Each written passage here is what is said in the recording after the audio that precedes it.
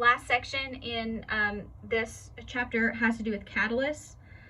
So if you did not like things that had to do with reaction mechanisms, that's okay. These are catalysts. You need to know about catalysts. They're important and we like them. And if you're going into engineering, you like them a whole lot.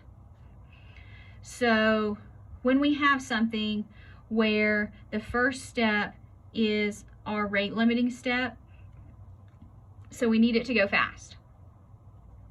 Well, we've proven because of activation energy, if we increase the temperature, that speeds up a rate. So you can always raise the temperature to speed up the rate of a reaction. Or you can do something by adding a catalyst. So what is a catalyst? A catalyst is a substance that increases the rate of the reaction, but it is not consumed, so it's not actually part of the reaction. It's not in the mechanism or anything like that. What it does is it provides an alternative, lower energy pathway for a reaction to occur. Now there's two types of catalysts. You can have a homogeneous catalyst, where the catalyst is actually in the same state as the reactants. So if the reactants are gases, the catalyst is a gas. Or the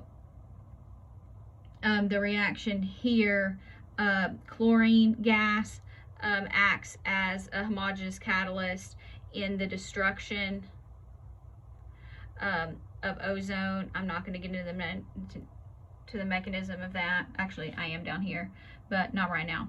You can also have a heterogeneous catalyst. So this is where your catalyst exists in a different phase than the reactants.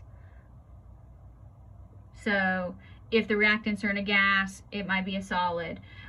That's usually the most common thing. If you think of a catalytic converter in the exhaust pipe of a vehicle or an engine, it's a solid.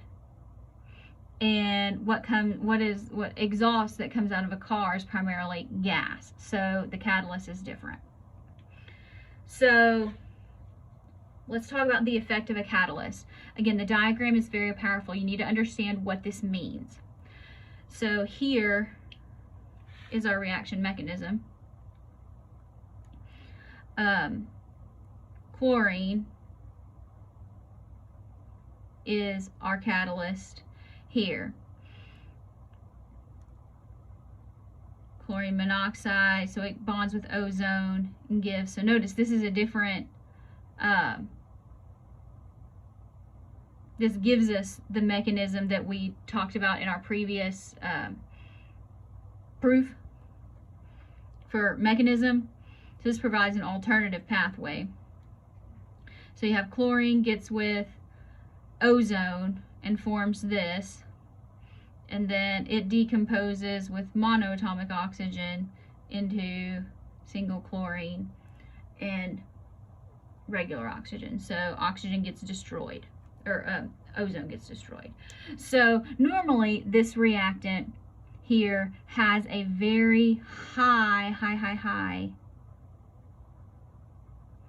activation energy. You see that? So here we have, this would be our, we're going to call it our activation energy